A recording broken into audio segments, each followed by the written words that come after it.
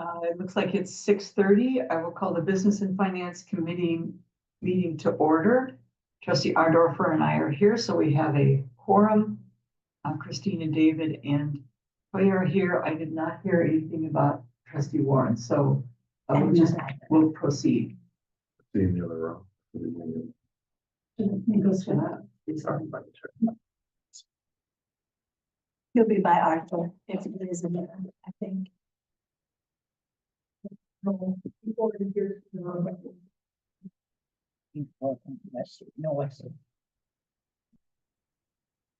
Nope.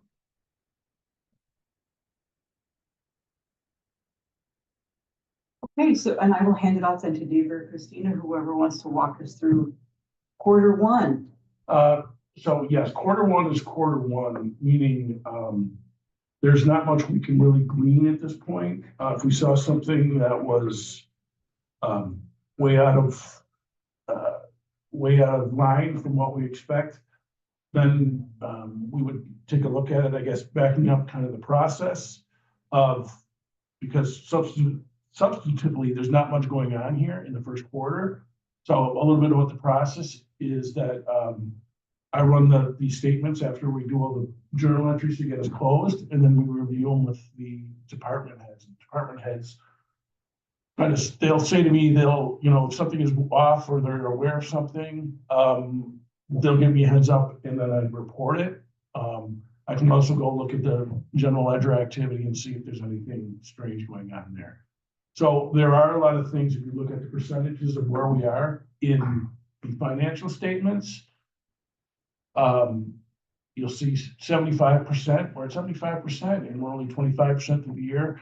All of those items that we're seeing here are from a lot of things are front loaded at the beginning of the year. You'll see insurance premiums coming in at the beginning of the year, and a lot of subscriptions, educational expenditure. So that's where we are with this. There's not much to report. Like I said before, and I said in the memo, there's nothing that we've seen happen that would change what we expect the end of the year to come in at between November and now. I don't know if you have any specific questions on the review or anything else, but I guess capital always comes to mind, so I'm looking at page 145 of the meeting packet, so I understand. So the restricted fund balances, do we know where we are with ARPA right now? I see ARPA grant fund balances, it doesn't say funds. So that's on page 30. The bottom of the page says 30, but it's 145 of the right packet. I believe in this. I believe that we are definitely planning to spend 100% of the available funds. I cannot tell you if there are still expenditures to be made or not, but I can answer that question. I can go back and get you an answer by tomorrow. If you could, and I think we've got to be pretty close to the end here. Yeah. But that would be something that would be good to know each quarter. Paul actually has it to the penny, so. Okay. Because we're required to do so. Right, we just were required by the 31st. Paul did the reporting for that. Okay. I'm sorry, the 30th. It's all gone. Well, we just have to report our status. To the government. To the government, and so if they get to know, I think we should know too. absolutely, So, absolutely. I'd look for that, and then fund balance assigned for future purposes. I guess I see right below that is the bucket truck, 274,000. It looks like to me is that something that we just keep rolling over because we haven't authorized the expenditure yet. Well, it hasn't been made. It's waiting. A lot of these things are due to actually the bucket truck should be taking this to the 2023 column. So actually, in my recollection, that we'd actually get delivery of that vehicle, and that amount will be removed for 2024 at the end of 2024. So we placed orders, so we had to commit the resources in So we fund did get balance. it. Yes, It's in our garage. yes. Okay. And I believe we're waiting for some sort of a new proposal about how to do our capital expenditures for these big items. Yes, in June, we'll be That'll be in June. talking about that at the board level. Okay. Nothing to, okay, well, it'd be good, the sooner we can have that to chew on, the better off we are, but, okay, let's see, what else did I see? So all these things that are, yeah, the street marking, that's still red from 2022, so that means it hasn't been spent, right? I'm looking at 145 right now at the bottom of, the actual number on the bottom of the page is 30. But it's in 145 right at the top. Okay. So everything is red for 2022, and there's nothing for 2023 to 4. Yeah, so those are gone, Those are gone, they did not carry forward because they were spent in 22 or 23. 2023. And so they were purchased. Yes. Correct. Okay, so I just was wondering, they're red. That means that the money, it's an I don't expenditure. know that matters, it's just rolling, it was in that column from previous years. So there may have been a reason why Mark or George made it red, Okay, but so as someone It who has has no nothing to do with financial background other than this committee experience, it would be good to, if it doesn't have any meaning, it just, otherwise it's literally a red. flag well, to it us. might be in there as a negative. So there might be some subtotal that's being created. It looks like there's a total assigned fund balance. That's correct. So there's a total it starts with, and then those are negative amounts, so they're red for that reason. Meaning they were subtracted, but the only things in the forest bucket truck is black. And Lake Drive Engineering Design is black. Right, we'll Those make were those just black. individual We'll line make it- items. yeah. So the red is a subtraction from another line item. That's why it's shown that way. Whereas the bucket truck is just one thing by itself. So I think we're supposed to sum up. Yeah, just tell me how you're working it so I can understand. Well, yeah, I mean, it looks to me like the red did not carry forward. And that's what the intent was on this, because all of the 2023 actuals are 0. Except for the hot patch trailer, which I actually think was replaced in the 2023 actual column. So those are red because they didn't carry forward to 2023. Meaning they weren't spent. They were spent At in the end of 2022, they were not But spent. then we don't need Oh, them I to be see. committed in 2023 because they were spent in 2022. You know, The equipment was purchased. Correct. I'm gonna say this right now, those items will be removed next time you see this, for any confusion. Or at least made black. Unless the red has some meaning that I. It oh, does, trying to- it's not rolling forward. I can tell that by all Yeah. of the red not. There's rolling red forward. and then there's Yeah. nothing, there's 0, so. Okay, so, but at this point, we are not doing any capital purchases again for 2025 because we're waiting for this new model of how to fund it, right? Although, Our 2025 budget is already appropriated and passed. So the next time we look at capital will be for the 2026 budget planning, which will occur this summer. So in and in June, June, we're coming up with a new idea for how to fund our. yes, we're working on that over the next 6 weeks. What we're doing is defining what the department has the useful lives that will be reasonable, knowing their specific knowledge, and then we'll come back with a summarized policy over that. And I guess what would be interesting to know would be what are other municipalities, and you would know because you work in others. Things have kind of changed since COVID. With vehicle availability and wait times. And so I hope like what you will present will include that new paradigm.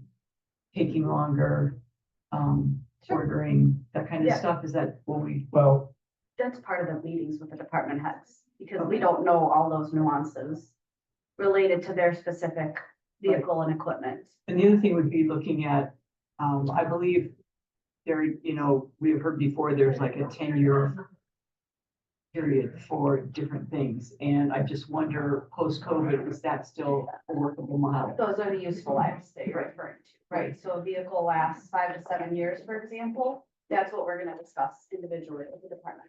5 to 7. I was under the Vehicle. 10, but Like a police vehicle. They don't last much longer than 5 to 7 years.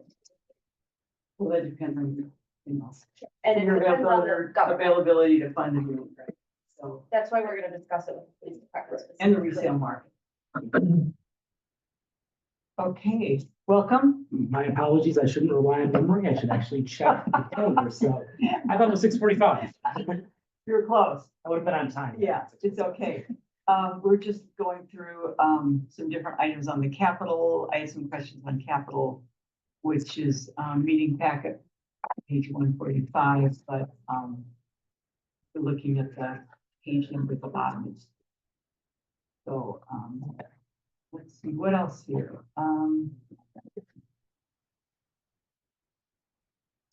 Anybody else have any, Yeah, I was just wondering if you could provide any more color on why permits are underperforming and things like that. Just what we should expect moving forward, or what you're looking for on that moving forward to gauge whether we wind up on target.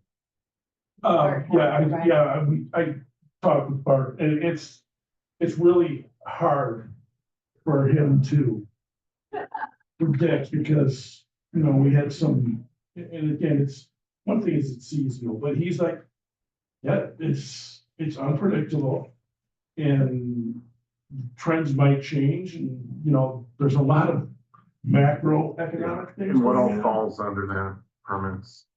Yeah, Building permits, Building permits. electric permits. So like plumbing renovation. Renovations Okay. are down. So it is a market condition, but it's a lot of market conditions. Yep. It's not one or two things that we can. Right, okay. economic uncertainty? Jim, out of curiosity, what line item are you looking at? So I. Oh, yeah.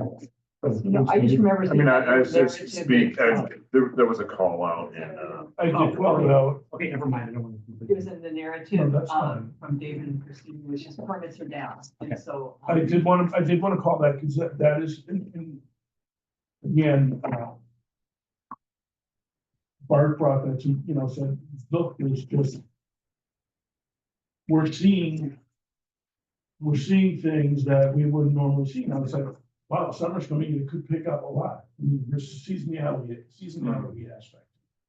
Yeah. So, but he said, no, I called it out because he called it out. Mhm. And, he said it may very well come in, short.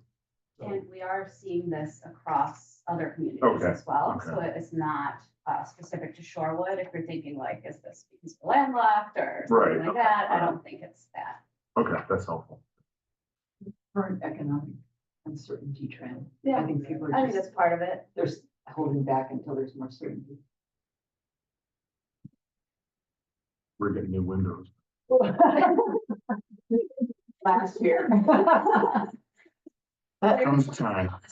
Comes a time. So, thank you. It'll be great when it's done. We have a street being rebuilt, so that's enough for me for 1 year. Yeah. I didn't wear my construction vest today. Yeah.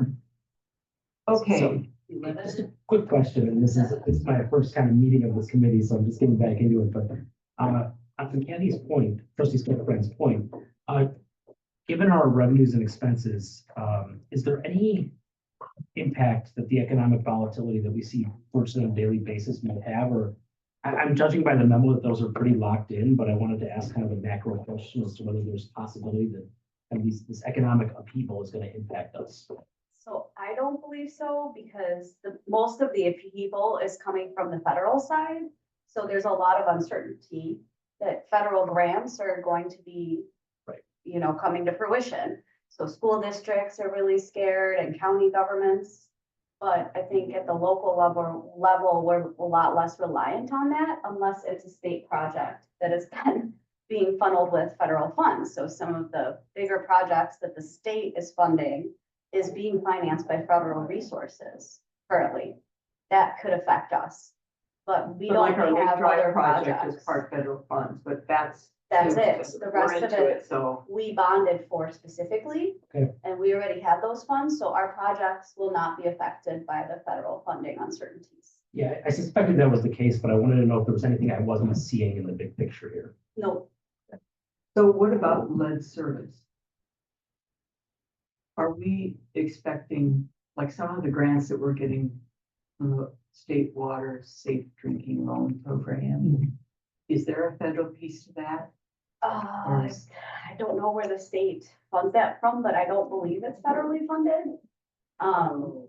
As far as I've heard, nothing related to those programs, and I haven't heard anything from the state either.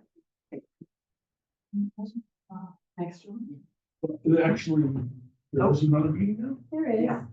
Okay, is there anything further? On that note, thank you. I guess do we adjourn or? I will ask for a motion and then we'll segue into the next one. So moved. Second, all in favor? I, Motions, buses and finance is adjourned. and I will therefore call the Judiciary Personnel and Licensing Committee to order. Oh, right on time, well, that's mostly right on time. I think we only have one.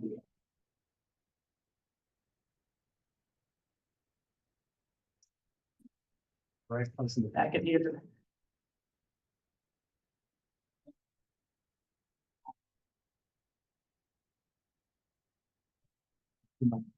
Paper packet here.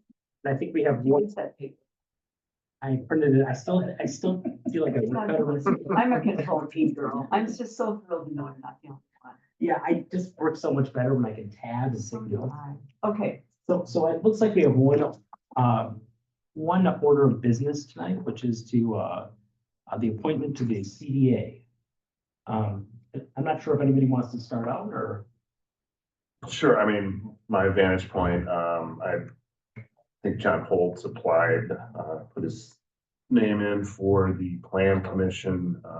He approved another person, his name escapes me at the time, based on his experience personally. I think Mr. Holtz would be a good nominee this time around. Not that Mr. Carrington is not, but it should be Mr. Holtz's first time.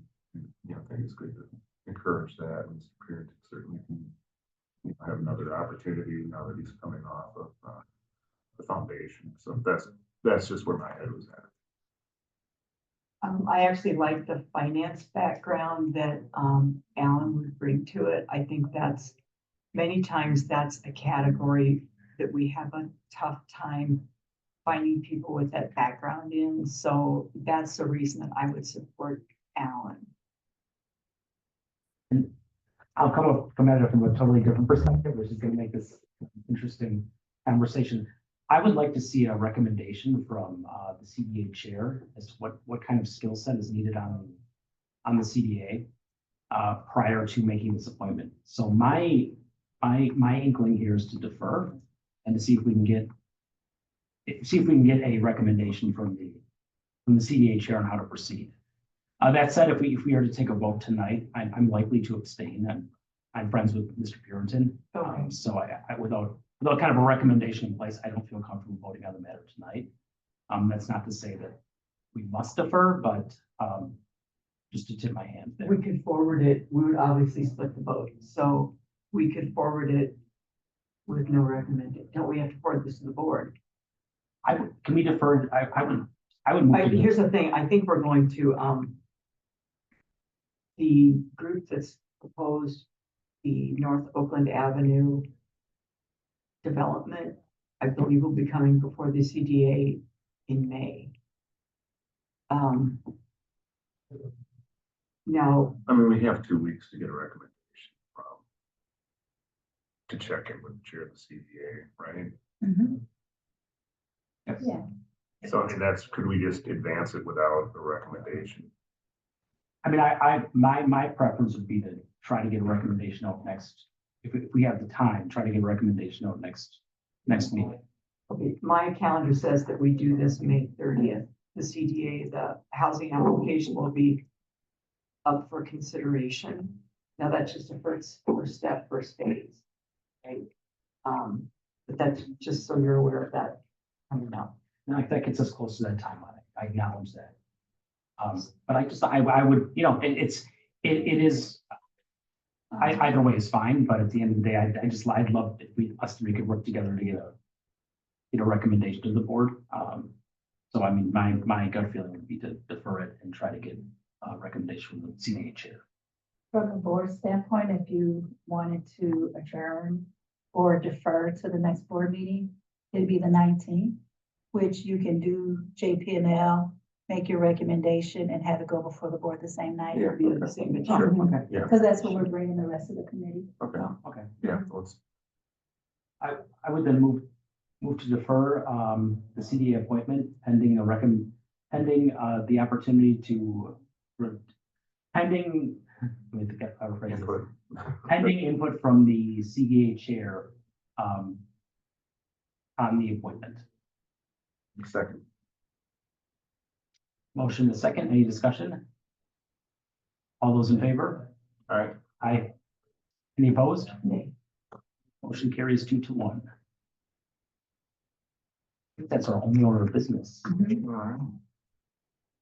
I will take a motion to adjourn. I'd like to say thank you to everybody. It's so nice to see all these volunteers coming forward for these spots. And thank you to Clerk Carol for doing all the bookkeeping that keeps the applications in line. Well, very well put. Thanks. These are tough jobs. It's a big job. It's I great mean, to see that people- volunteer list. Yeah. Thank you, Clerk Carol. Thank you. That I'll entertain a motion to adjourn. So moved. Second. All right. Second. All those in favor? Aye.